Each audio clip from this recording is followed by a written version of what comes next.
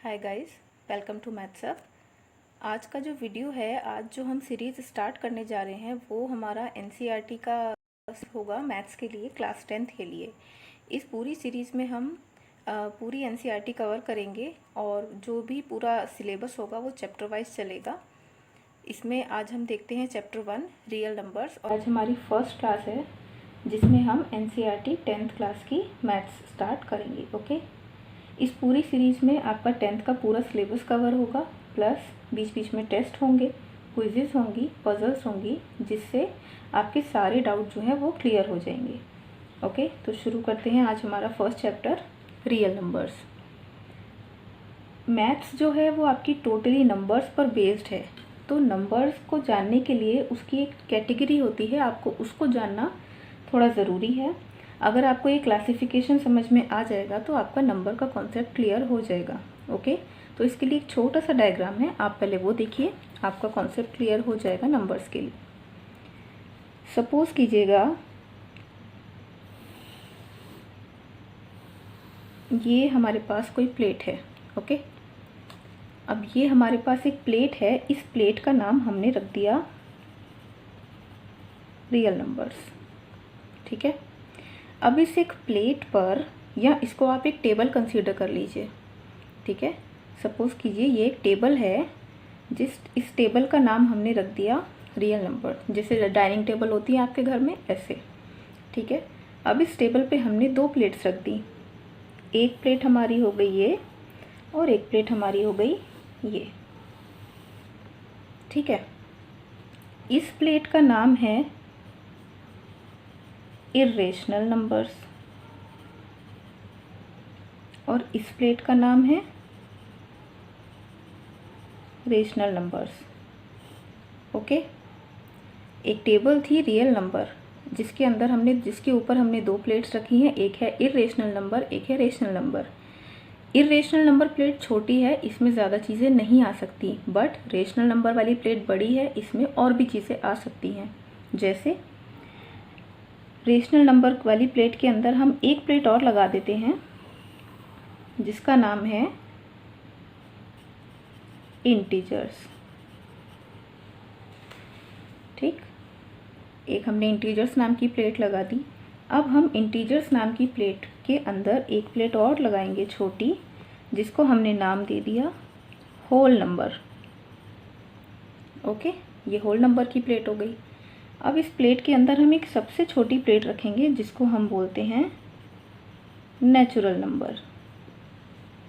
ठीक, ये हमारा हो गया एक क्लासिफिकेशन। अब इसको पता कैसे चलेगा हमको कि इसमें कौन से नंबर्स कौन कौन से हैं। तो इर्रेशनल नंबर कौन से होते हैं, जैसे आपने नंबर्स देखे होंगे √2, √3, पाई। आपने इर्रेशनल नंबर्स देखे होंगे √2, √3, पाई, जैसे कि वो कंप्लीटली डिविजिबल नहीं होते हैं, वो होते हैं इर्रेशनल नंबर। अब रेशनल नंबर्स पे आते हैं। रेशनल नंबर कौन से होते हैं? रेशनल नंबर हमारे होते हैं कोई भी नंबर जो कम्प्लीटली डिविजिबल हो जाए, जैसे सपोज 5/3 हो गया, चाहे उसकी वैल्यू आपकी पॉइंट में आ रही हो बट वो कम्प्लीटली डिवाइड हो चुके हैं, इसका मतलब वो रेशनल नंबर है। ओके, 1/2 ऐसे। अब रेशनल नंबर समझ में आ गया, इर्रेशनल नंबर समझ में आ गया। रेशनल नंबर की प्लेट में एक प्लेट और थी इंटीजर्स की। इंटीजर्स हमारे कौन से होते हैं? इंटीजर्स होते हैं हमारे माइनस से लेके प्लस वाली सारी डिजिट्स। सपोज -2, -1, फिर 0, फिर 1, फिर 2, इस तरीके से ये सब हमारे इंटीजर्स होते हैं। इंटीजर्स में निगेटिव और पॉजिटिव दोनों डिजिट्स आती हैं। क्लियर? अब इंटीजर्स की प्लेट में रखा था होल नंबर और नेचुरल नंबर। इसमें बहुत माइनर सा डिफरेंस है जिसमें सबको कन्फ्यूजन होता है। होल नंबर होता है हमारा 0, 1, 2, कहाँ तक? 9 तक। और नेचुरल नंबर हमारा होता है 1, 2 से पूरा 9 तक। इसका मतलब अगर देखिए 1, 2 से लेके 9 तक ये हुए नेचुरल नंबर। अगर हम नेचुरल नंबर में 0 और आगे लगा देंगे तो वो हमारी पूरी सीरीज़ हो जाती है होल नंबर। ओके, अब अगर होल नंबर यहाँ से स्टार्ट है, होल नंबर से पहले आप निगेटिव सीरीज़ शुरू कर देंगे तो वो पूरा हमारी हो जाएगा इंटीजर्स। और जब इन्हीं सारे इंटीजर्स की डिवीजन फॉर्म आती है तो उसको हम बोल देते हैं rational numbers. Okay, I hope ये क्लियर हुआ होगा। मैं इसका ओवरव्यू बता देती हूँ दोबारा। एक रियल नंबर नाम का हमने टेबल लिया था जिसमें हमने 2 प्लेट्स ली थी, एक इर्रेशनल नंबर नाम की और एक रेशनल नंबर नाम की। इर्रेशनल नंबर नाम की प्लेट छोटी थी, उसमें हमारे पास सिर्फ यही वैल्यू आ सकती हैं जो इर्रेशनल है, उसके अंदर और कोई नंबर्स नहीं आते हैं। रेशनल नंबर की प्लेट में हमारे पास इंटीजर्स होते हैं, इंटीजर्स के अंदर होल नंबर होते हैं और होल नंबर के अंदर नेचुरल नंबर होते हैं। तो natural number, whole number, integers, ये सब जो नंबर होते हैं ये रेशनल होते हैं और ये नंबर इरेशनल होते हैं। रियल नंबर को हम 2 तरीके से कैटेगराइज कर सकते हैं, एक हो गया रेशनल नंबर, एक हो गया इरेशनल नंबर। ये सभी नंबर्स वैसे रियल नंबर्स हैं बट इनका एक छोटा सा ये क्लासिफिकेशन था। ओके, आई होप आपको ये समझ आया होगा। ओके, आगे बढ़ते हैं। आगे हमारा जो अगला टॉपिक है वो है आपका यूक्लिड्स डिवीजन लेमा या एल्गोरिदम। लेमा और एल्गोरिदम में एक छोटा सा डिफरेंस है और वो डिफरेंस ये है कि लेमा जो होता है वो होता है कोई स्टेटमेंट जो प्रूव हो चुका है, एक प्रूवन स्टेटमेंट। ओके, और एल्गोरिदम होता है कुछ स्टेप्स होते हैं या हम ऐसे कह सकते हैं series of well defined steps. तो एल्गोरिदम और लेमा में यहाँ पर एक छोटा सा डिफरेंस है, बट बहुत लोग क्या करते हैं, लेमा और एल्गोरिदम में कंफ्यूज हो जाते हैं। वो सोचते हैं ये दोनों सेम चीज़ है, बट सेम नहीं है। ओके, जैसे यूक्लिड ने जो लेमा दिया यानी कि जो प्रूवन स्टेटमेंट दिया वो क्या था, वो हमारा ये था dividend equals to divisor into quotient plus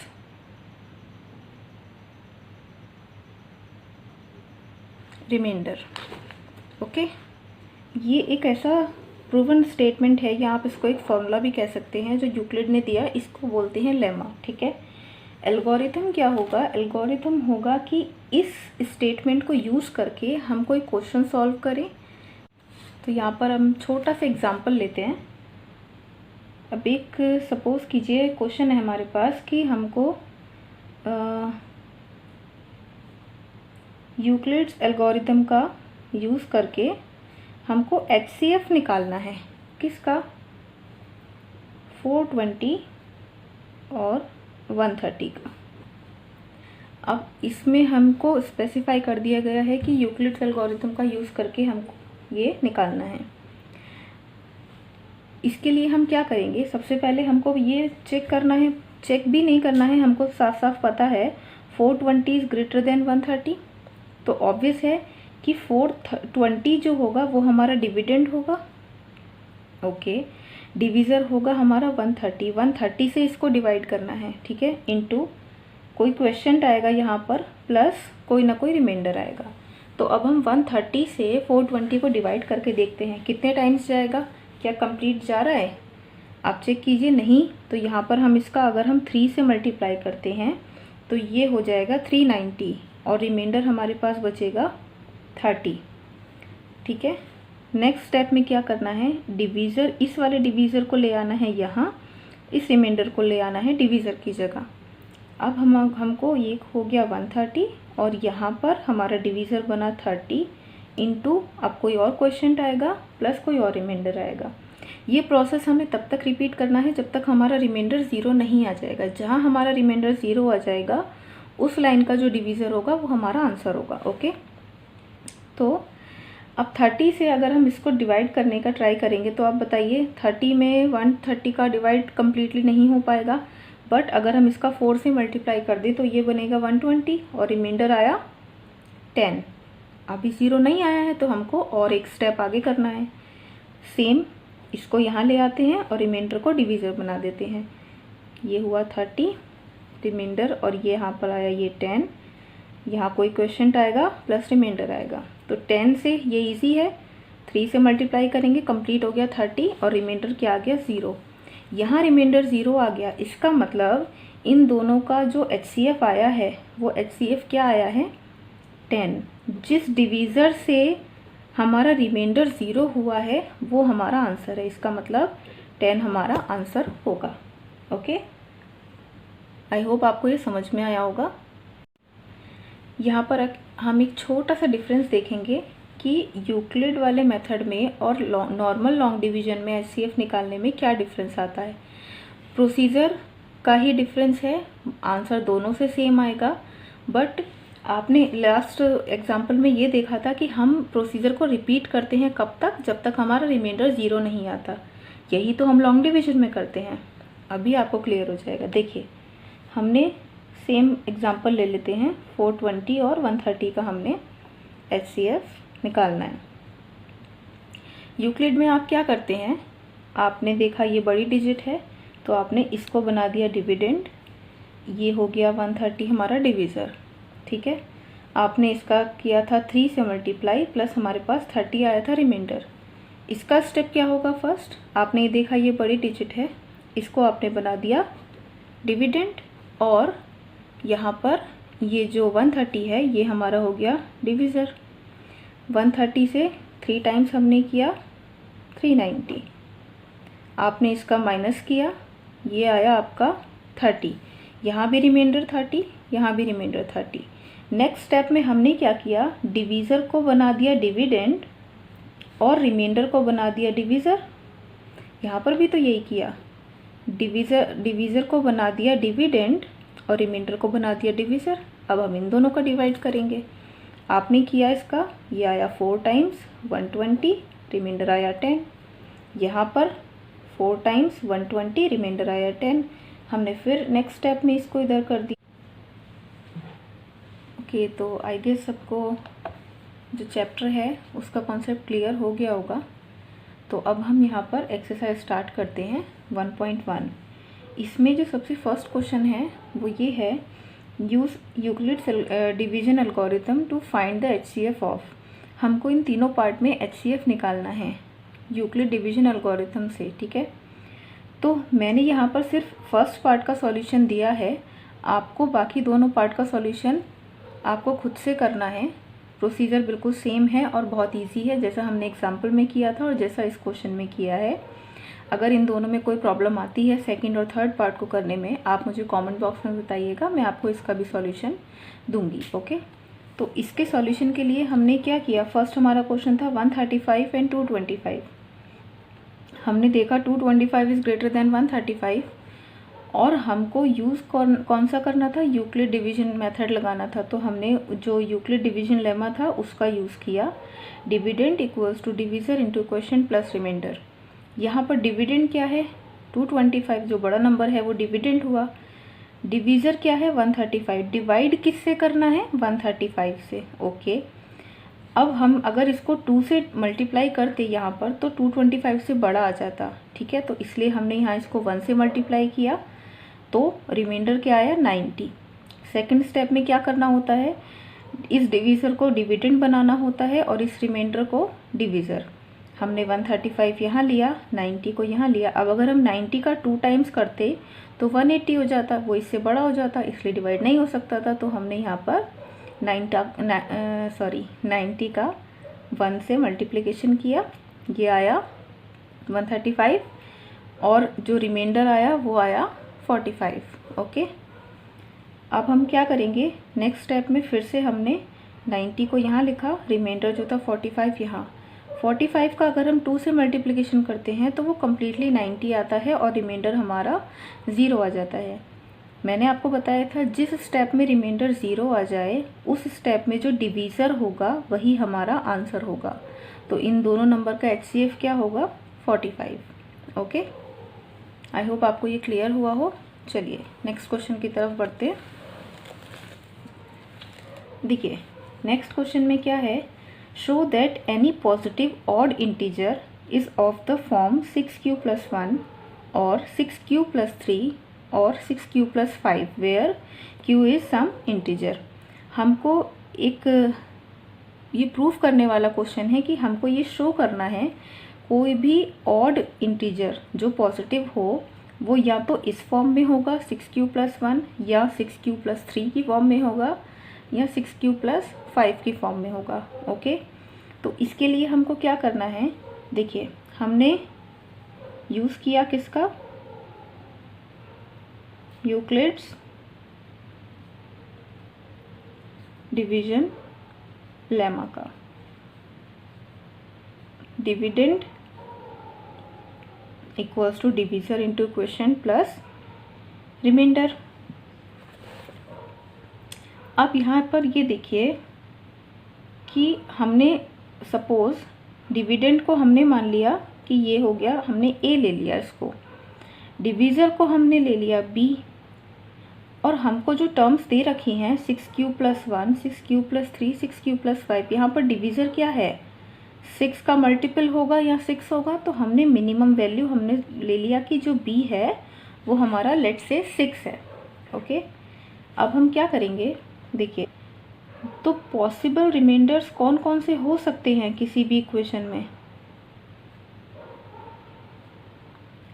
अगर इस क्वेश्चन में डिवीज़र आपका 6 है तो रिमाइंडर तो हमेशा डिवीज़र से नीचे ही आएंगे, मतलब डिवीज़र से कम ही होगा। अगर 6 है तो पॉसिबल डिवीज़र कौन कौन से बनेंगे, पॉसिबल रिमाइंडर कौन कौन से बनेंगे, 0, 1, 2, 3, 4 एंड 5। 6 नहीं हो सकता, 6 से नीचे के जितने नंबर्स होंगे वो पॉसिबल रिमाइंडर्स होंगे। डिवीज़र 6 है तो 6 तो नहीं हो सकता ना रिमाइंडर, और 0 हो सकता है, 1 हो सकता है, 2 हो सकता है, 3, 4, 5। ओके, तो अब हमको क्वेश्चन में एक चीज़ ध्यान ये देना है, यहाँ पर बोला गया है ऑड इंटीजर। ओके, तो ऑड इंटीजर के लिए ये डिजिट हट जाएगी, ये वाली पॉसिबिलिटी ख़त्म, 2 वाली पॉसिबिलिटी ख़त्म और 4 वाली पॉसिबिलिटी ख़त्म।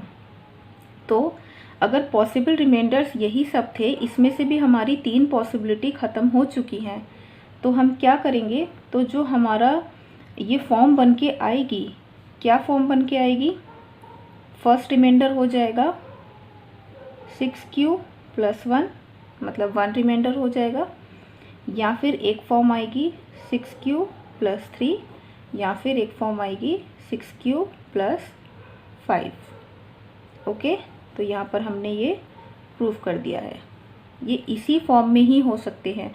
अगर सपोज़ यहाँ पर 6 नहीं होता, यहाँ पर हम ले लेते कि 8 है, तो हम क्या करते, यहाँ पर ये कहाँ तक जाता पॉसिबल रिमाइंडर, 5 के बाद 6 होता, फिर 7 होता, 8 से नीचे की डिजिट्स आती, और ऑड नंबर बोला है यहाँ पर, तो हम 6q + 7 और ऐड कर देते। ओके, आई होप आपको ये क्लियर हुआ होगा। नेक्स्ट क्वेश्चन की तरफ चलते हैं। ये हमारा थर्ड क्वेश्चन है, देखिए An army contingent of 616 members is to march behind an army band of 32 members in a parade. The two groups are to march in the same number of columns. What is the maximum number of column in which they can march? Okay, एक army का group है जिसमें 616 members हैं, उनको 32 members के पीछे parade करते हुए चलना है, वो भी 2 कॉलम में। तो यहाँ पर एक तरीके से हमको ये पूछा गया है कि ऐसे कितने कॉलम बनेंगे जिसमें वो मार्च कर सकते हैं। ओके, तो कोई भी क्वेश्चन अगर आपका HCF LCM से रिलेटेड है, अगर उसमें मैक्सिमम टर्म यूज़ हुई है, मैक्सिमम वैल्यू पूछी है, तो हम वहाँ HCF लेंगे, और अगर कोई क्वेश्चन ऐसा है जिसमें मिनिमम वैल्यू पूछी है, ओके, या स्मॉलेस्ट वैल्यू पूछी है LCM HCF के केस में, तो हम वहाँ पर LCM लेंगे। यहाँ पर पूछा है मैक्सिमम नंबर, तो हम यहाँ HCF लेंगे, प्लस इसमें यहाँ पर कुछ स्पेसिफाई नहीं किया है कि आपको किस मेथड से HCF निकालना है, तो आप चाहो तो आप लॉन्ग डिवीजन से भी निकाल सकते हो, आप यूक्लिड मेथड से भी निकाल सकते हो। ठीक है, फिलहाल हम यहाँ पर यूक्लिड मेथड का यूज़ करेंगे। ओके, हमें पता है 616 > 32 है, हमने यहाँ पर वही एल्गोरिदम लगाया, तो हमारा स्टेटमेंट क्या था, dividend equals to divisor into question plus remainder. 616 हमारा डिविडेंड है, डिवीज़र क्या है 32। अब 32 से इसका हम डिवाइड करके देखेंगे कि कितने टाइम्स जाएगा। तो अगर आप इसको मल्टीप्लाई करेंगे 32 से तो ये आपका 19 टाइम्स जाएगा, प्लस यहाँ पर 8 इसका रिमाइंडर बचेगा। अभी रिमाइंडर 0 नहीं आया है तो हमको नेक्स्ट कॉलम में इसको यहाँ ले जाना है। 32 यहाँ आ जाएगा और 8 हमारा यहाँ आ जाएगा, प्लस रिमाइंडर 8 से 32 कम्प्लीटली डिवाइड हो जाएगा, 8 4 से 32 और रिमाइंडर हमारा बचेगा 0। अब अगर यहाँ रिमाइंडर 0 आ गया है तो आंसर हमारा क्या होगा, जो इस रो में हमारा डिवीज़र आया है वो। तो मैक्सिमम नंबर ऑफ कॉलम्स कितने बनेंगे, मैक्सिमम कॉलम्स होंगे आपके 8। ओके, 8 कॉलम ऐसे होंगे जिसमें वो परेड कर सकते हैं। ओके, चलिए नेक्स्ट क्वेश्चन की तरफ बढ़ते हैं। ओके, ये हमारा नेक्स्ट क्वेश्चन है, 4th क्वेश्चन।